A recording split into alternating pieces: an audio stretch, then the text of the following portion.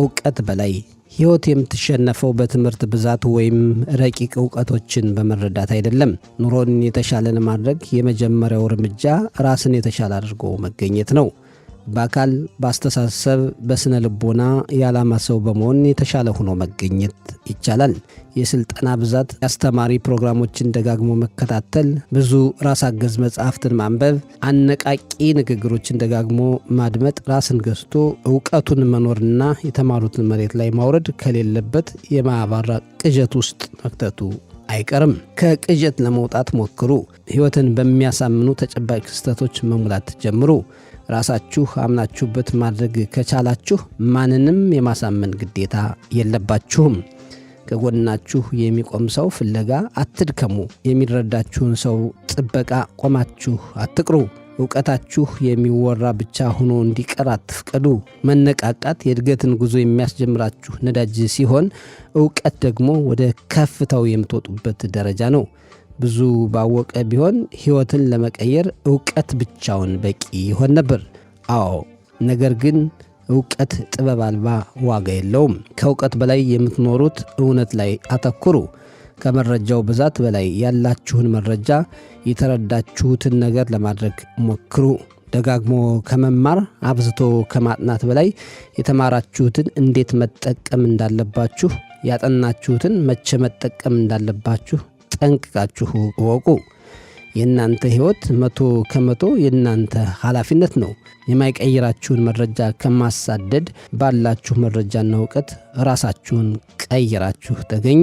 ዘወትር በመማርና በማወቅ ከመጠመድ በጥቂቱም ቢሆን ያወቃችሁትን ለመኖር ሞክሩ። በስተመጨረሻ የማይኖር ዕውቀትም ሆነ ትምህርት ከብክነት በቀር ሌላ ትርጉም ሊኖረው አይችልም። ዕውቀት የሚኖር እንጂ ልብ ውስጥ ተቀብሮ ለዓመታት በሐሳብ የሚያስጨንቅ ነገር አይደለም። ማንም ሰው ሕይወቱን የመቀየር ኃይል ያለው ዕውቀት ችግር የለበትም። ሁሉም ሰው ምንም ቢያደርግ ምን፣ እንዴትና በምን ያክል ፍጥነት መቀየር እንደሚችል በሚገባ ያውቃል። ችግሩ ዕውቀት ባዶ ዕውቀት ብቻ መሆኑ ነው። ያውቃል፣ ነገር ግን ፍርሃቱን ማሸነፍ አልቻለም። ነገሮች ገብተውታል፣ ነገር ግን ለገባው ነገር ራሱን ማስገዛት አልቻለም። የተረዳው ነገር አለ፣ ነገር ግን መረዳቱን ከማውራት በቀር የመኖር ብርታቱን አጥቷል። አዎ ጀግናዬ፣ የመረጃው ብዛት ሳያሰክርህ፣ የዕውቀት ብዛት ሚዛንህን ሳያስትህ ባለህ መረጃ ወደፊት ተራመድ። ዕውቀትህን በጥበብ ተጠቀም። ብዙ ማወቅ ክፋት የለውም። ዕውቀት ተግባር አልባ ከሆነ ግን አንድ ቀን መሰልቸቱ አይቀርም። ካሰልች ፍሬ አልባ ዕውቀትና ትምህርት ይሰውርህ። ምንም ሳታደርገው እንዲሁ ከጊዜው ጋር ከሚያረጅ መረጃ ይሰውር። ሕይወትን በሚገባ እየኖሩ በዕውቀት ላይ ዕውቀትን እየጨመሩ በየጊዜው ጥበብን እየተላበሱ ልክ እንደ አዋቂና እንደ ጠቢብ መኖር ሲቻል በስንፍናና በፍራቻ ቁጥጥር ስር ወድቆ ከሚገባን በታች መኖር ከቁጭትም በላይ የጭንቀታችን መንስኤ መሆኑ አይቀርም። ጠቢባን ጠቢብ የተባሉት ያላቸውን ጥበብ መኖር ስለቻሉ ነው። አዋቂዎችም አዋቂ የተባሉት ዕውቀታቸውን መኖር እስከቻሉ ነው። ለማወቅ የከፈልከውን መስዋዕትነት ማንም አይቆጥርልህም። ለመማር የፈጀኸውን ጊዜ ማንም ከግምት ውስጥ አያስገባልህም። ዋናው ጥያቄ ምን ተማርክ፣ ምን ታውቃለህ፣ ምንስ አድርገሃል የሚለው ነው። ዕውቀትህን ኑር፣ የተረዳኸውን በተግባር ግለጽ። በእርግጥም ይህ ሕይወት የሚኖር ሕይወት እንደሆነ ለራስህ አረጋግጥ። እውነተኛ ለውጥ የሚመጣው ከውስጥ ብቻ ነው። ራስን ሳይቀይሩ ዓለምን ለመቀየር ማሰብ ዘበት ነው። የተሻለ ማንነትን ለመፍጠር አዳዲስ ነገሮችን ለመሞከር ልማዶች ወይም የአኗኗር ዘይቤያችንን ለመቀየር በራስ ተነሳሽነት ስንወስን ነገሮች ሁሉ በተሻለ ሁኔታ ይሰራሉ። ምንም እንኳን በመጀመሪያዎቹ ጥቂት ጊዜያት ከባድ ስሜት ቢሰማንም እንኳ በሂደት ግን ለውጦችን የመፍጠር ኃይል እንዳለን በጊዜ ሂደት እንገነዘባለን። የሚያስፈልገንን ውስጣዊ ጥንካሬ ለማዳበር ምንጊዜም ቢሆን ሂደቱን ከውስጥ መጀመር አለብን። ይህንን ውስጣዊ ጥንካሬያችንን እያወቅንና እያጎላንበት ስንመጣ መልካም ነገሮችን የመፍጠር የሰመረ ሕይወትን የመምራትና ለሌሎች ምሳሌ መሆን እንጀምራለን። ከኛ የሚጠበቀው ማመንና ጊዜ ወስዶ ራስን መቀየር ነው። ዕውቀትን ማብዛት ብቻ ሳይሆን በጥበብ መጓዝ ነው። ምንጭ የስኬት መርሆች።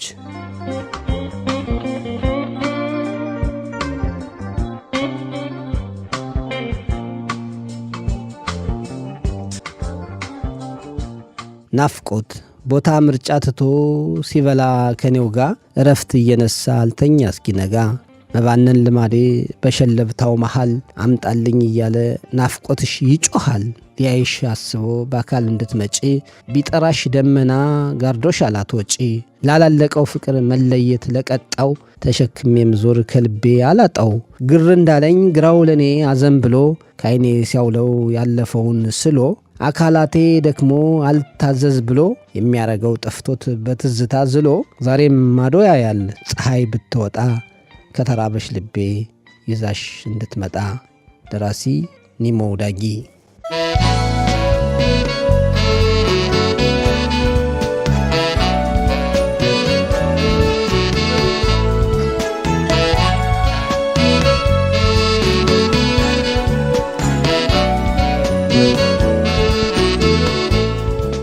ሕይወት የመደሰቻ ጊዜ ያስፈልጋታል።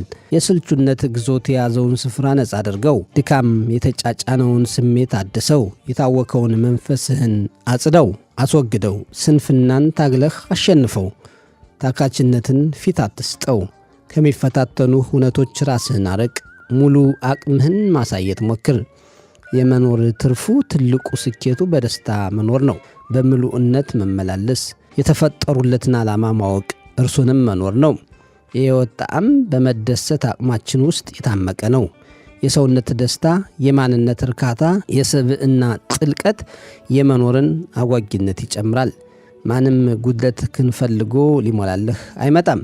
በሙሉነት መመላለስ፣ ስሜትህን ማዳመጥ፣ ክፍተትህን መሙላት፣ ህመምህን ማከም፣ ደስታህን ማግኘት፣ ሐሴትን ማድረግ፣ ውስጥህ ከታመቀው የፈጣሪ መንፈስ መገናኘት፣ የሕይወት ጣዕሟን መጨመር፣ ፍቅርን መኖር፣ ሰላምን ማግኘት፣ በራስ ዓለም መድመቅ፣ ይህ ሁሉ አንተ የምታደርገው የምትከውነው ያንተ ድርሻ ያንተ ኃላፊነት ነው። አዎ ጀግናዬ፣ የመደሰት አቅምህን አሳድግ፣ ከፍ አድርገው። ውስጣዊ ሙላትን ተጎናጸፍ። ሐዘን ባትጠራው እንኳን ይመጣልና ሁሌም ደስታን ጥራው። ከእርሱ ጋር ተዛመድ፣ እርሱን ፈልገው። በምንም አጋጣሚ የማትደራደርበት ጉዳይ ቢኖር ደስታና ደስታህ ብቻ ነው። የሰው ልጅ ትልቁ ልፋቱ ደስታን ፍለጋ ነው። ምሉዕነትን አሰሳ ነው። ይህን ያክል ዋጋ አያስከፍልህም። ብዙ ጥረትም ላይጠይቅ ይችላል፣ ላያደክምም ይችላል። ደስተኛ መሆን እፈልጋለሁ ከማለት በላይ ፈልገህ ልታገኘው ይገባል።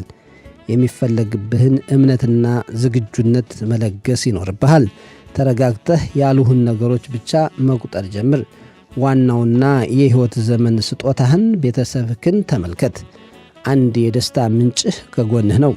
የእነርሱን ሰላም፣ ጤና፣ አብሮነት፣ አንድነት ተመልከት። ሐሴት የምታደርግበት ተጨማሪ ምክንያት ነው። የገዛ ጤናህን፣ ግሩም ሰውነትህን አጤነው። ሌላኛው ማመስገኛ፣ ሌላኛው መደሰቻህ ነው። ሲመሽ ነበርክ፣ ዛሬም ሲነጋለህ። ስላለህም ተፈጥሮን ትመለከታለህ። በምድር ትመላለሳለህ። በመረጥከው መንገድ ትጓዛለህ። በመኖርህ ብቻ ደስታን ትጨብጣለህ። አዎ ያለንን ብንቆጥር የጎደለን የለም። ዛሬ እንዳለን ለመደሰት፣ ለማመስገን፣ እርካታን ለማግኘት በቂ ነን። ዋናው መቀበልና ወደ ውስጥ ማስረጽ ብቻ ነው። በሕይወት ስላለህ የመደሰት አቅም አለህ። ተፈጥሮን ስለተመለከትክ በአድናቆት ትኖራለህ። አንተን ስለሆንክ ሰላም ይሰማሃል። ምንም ሳትፈልግ በራስህ ተደሰት። አቅሙን አሳድግ። የደስታህን መክፈቻ ቁልፍ ራስህ ያዘው። የሚያደፈርስብህ ሲመጣ በሩን ዝጋበት። በመንገድህ ሁሉ የደስታህን ምክንያት ፈልግ። ሐሴትን አግኛት። የሕይወትን እሴትም ጨምር። ቀኑ ያንተ ይሆን ዘንድ ከፈጣሪ በቀር የማንም ፍቃድ አያስፈልግህም። ፈጣሪ ደግሞ ወዶና ፈቅዶ ሰጥቶሃልና ቀንክን በሥራ የራስህ አድርገው። በራስህ መንገድ የራስህን አሻራ አሳርፍበት። ያለህን ተመልከት። በፊት የነበርክበትንም አስታውስ። ተመስገን በል። አታማርር። ምሬት በሕይወት ውስጥ ለውጥ አያመጣም፣ ሌላ ሐዘን ይፈጥራልና። ስለዚህ ያለህን አመስግን፣ ተደስት ይላል መረጃው። አዎ እኛስ ያለንን እናስተውላለን ወይ? አሁን ያለንን ጥሩ ነገር አይተን በፊት ያልነበረን ስንት ነገር አለን? አሁን በፊት ስናለመው የነበረው አሁን ያሳካነውስ ስንት ነገር ነው? የኑሯችን ሁኔታስ እናስተውላለን ወይ? እስኪ ራሳችን መርምር። የመረጃ ምንጫችን ሳይካዲስ ነው። እናመሰግናለን።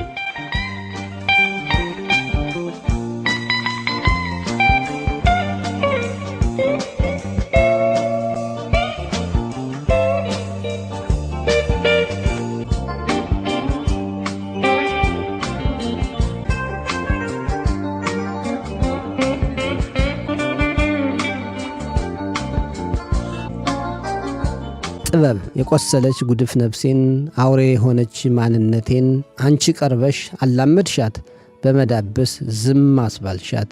የኔ ቆንጆ ከጉድፌ ያነጻሽኝ ክፉ አመሌን አይተሽ እንኳ ያልገፋሽኝ አንቺን ላጠምድ ልሰርቅሽ ስል የሰረቅሽኝ ሌባ ስሆን ዘብ ጠባቂሽ ያደረግሽኝ ከሺ እንዳልሄድ ካንቺ እንዳልርቅ ያለ ገመድ የጠለፍሽኝ ቃልሽ አስማት እጅሽ ደግሞ ያስማት በትር ከነካሽኝ ተቀይሬ ካንቺ ስር ነው እኔ ማደር።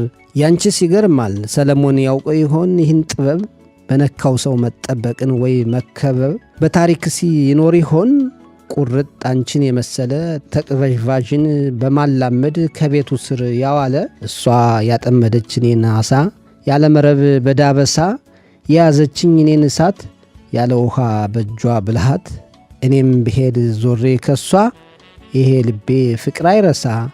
ማን አስተማራት ይህን ጥበብ በዝምታ ዳብሳ አገኘች እኔን ልብ ማን አስተማራት? ማን አስተማረሽ ይህን ጥበብ ዘርፎ ወሳጅ የሰውን ልብ? ደራሲ አቤል ብላክ